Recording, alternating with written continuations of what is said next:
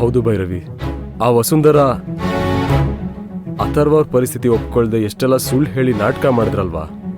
Virat sir admit ಮಾಡಿದೀನಿ ಅಂದಾಗ್ಲೂ ಅವ್ರು ಒಪ್ಕೊಳ್ಳಿಲ್ಲ. Kumar sir ಧೈರ್ಯ ಮಾಡಿದ್ದಕ್ಕೆ ಇಷ್ಟೆಲ್ಲ ಆಯ್ತು. ಹೌದು ರಾಕೇಶ, ಅಂಕಲ್ ಕಾಂಟ್ರಿಬ್ಯೂಷನ್ ತುಂಬಾ ಇದೆ ಇದರಲ್ಲಿ. ಹಾಗೆ ನೀನು ನನಗ್ ಬ್ಯಾಕ್ ಬೋನ್ ತರ ನಿಂತಿದ್ಯಾ. ಥ್ಯಾಂಕ್ಸ್. ಏನ್ ಹೇಳ್ತಾ ಇದೀಯ ಭೈರವಿ? ರಾಕೇಶ, ನೀನ್ ನನಗೆ ಬರೀ ಫ್ರೆಂಡ್ ಮಾತ್ರ ಅಲ್ಲ ಕಣೋ. ನನ್ ಜೀವನದಲ್ಲಿ ನೀನು ಫ್ರೆಂಡು, ಹಿತೈಷಿ ಎಲ್ಲನೂ ಆಗಿದ್ಯಾ. ನನ್ನೆಲ್ಲಾ ಕಷ್ಟದ ಟೈಮಲ್ಲೂ ನೀನ್ ನನ್ ಜೊತೆಗೆ ಇದ್ಯಾ. ಈಗ್ಲೂ ಅಷ್ಟೇ, ನನ್ನೆಲ್ಲ ನೋವಲ್ಲೂ ನನ್ ಜೊತೆ ನಿಂತಿದ್ಯಾ. ದಾರ ಇಲ್ದೆ ಗಾಳಿಪಟ ಹೇಗ್ ಮೇಲ್ ಹಾರಲ್ವೋ ಹಾಗೆ ನೀನಿಲ್ದೆ ಇದ್ಯಾವುದೂ ಸಾಧ್ಯ ಆಗ್ತಿರ್ಲಿಲ್ಲ Rakesh. Thank you so much.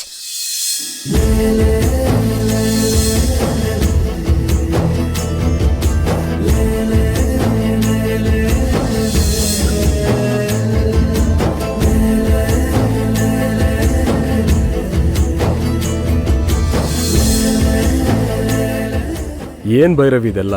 ಇಷ್ಟು ಚಿಕ್ಕ ವಿಷಯಕ್ಕೆ ಥ್ಯಾಂಕ್ಸ್ ಅಲ್ಲ ಯಾಕೆ? ರಾಕೇಶ, ನಮ್ ಜೀವನದಲ್ಲಿ ಶೇಕ್ ಹ್ಯಾಂಡ್ ಮಾಡಿ ಹೋಗೋ 1000 ಫ್ರೆಂಡ್ಸ್ ಸಿಗ್ಬೋದು. ಆದ್ರೆ ಕಷ್ಟದಲ್ಲಿ ಹೆಗ್ಲಾಗ್ ನಿಲ್ಲಕ್ಕೆ ಬೆರಳೆಣಿಕೆ ಅಷ್ಟು ಮಾತ್ರ ಜನ ಸಿಗ್ತಾರೆ. Thank you Bhairavi. ನಾನು ಮಾಡೋ ಸಣ್ಣ ಸಹಾಯ ಕೂಡ ದೊಡ್ಡದು ಅಂತ ಅನ್ಕೊಂಡು ನನ್ಗೊಳ್ಳೆ ಸ್ಥಾನ ಕೊಟ್ಟಿದ್ಯಾ. ತುಂಬಾ ಥ್ಯಾಂಕ್ಸ್.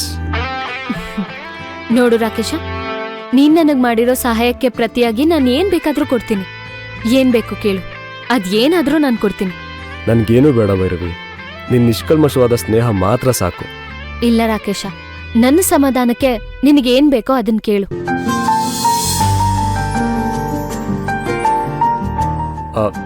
ಸರಿ, ಹಾಗಾದ್ರೆ ಆದಷ್ಟು ಬೇಗ ಭವಾನಿ ಮತ್ತೆ ಅಥರ್ವ ಸರ್ ಹುಷಾರಾದ್ರೆ ನನ್ಗೇನ್ ಬೇಕು ಅನ್ನೋದು ನಾನೇ ಕೇಳ್ತೀನಿ. ಓಕೆ?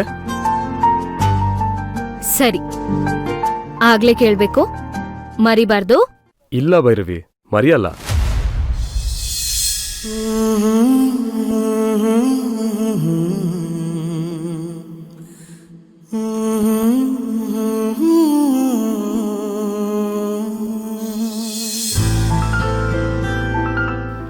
ನಾನು ನಿನ್ನ ಹತ್ರ ಏನ್ ಕೇಳಿ ಸಿಂಧು?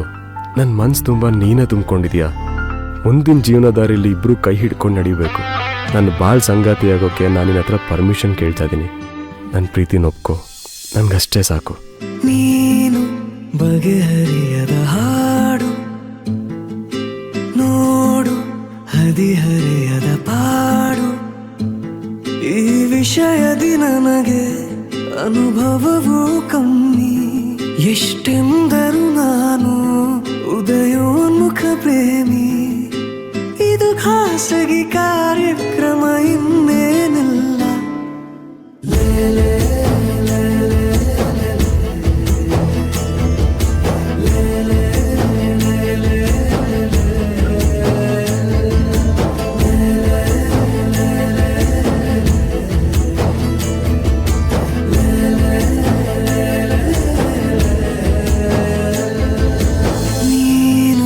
ಬಗೆಹರಿಯದ ಹಾಡು, ನೋಡು ಹದಿಹರೆಯದ ಪಾಡು.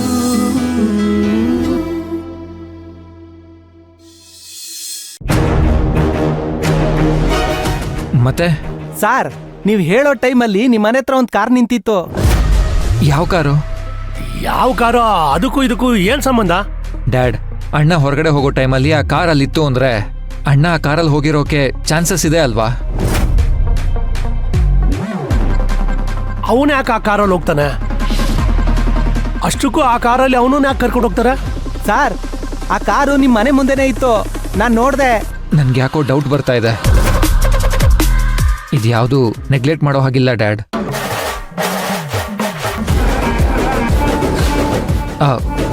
ಆ ಕಾರ್ ಬಗ್ಗೆ ಮತ್ತಿನ್ನೇನು ಗೊತ್ತು ನಿಮ್ಗೆ? ಮತ್ತೇನು ಗೊತ್ತಿಲ್ಲ ಸರ್, ನಾವು ನೋಡಿದಾಗ ಆ ಕಾರು ನಿಮ್ಮ ಮನೆ ಮುಂದೆ ನಿಂತಿತ್ತು. ಆ ಕಾರ್ ನಂಬರ್ ನೆನಪಿದ್ಯಾ? ಅದು ಅದು ಸರ್ ಪ್ಲೀಸ್ ನೆನಪು ಮಾಡ್ಕೊಳ್ಳಿ. ಅದು KA 052126. ಇದೇನಿದು?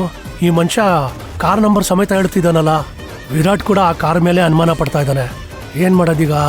ಇದೆಲ್ಲ ನಾವೇ ಮಾಡಿರೋ ಕೆಲಸ ಅಂತ ವಸುಂಧರಾ ಗೊತ್ತಾದ್ರೆ ನನ್ನನ್ನು ಕೊಂದೇ ಬಿಡ್ತಾಳೆ.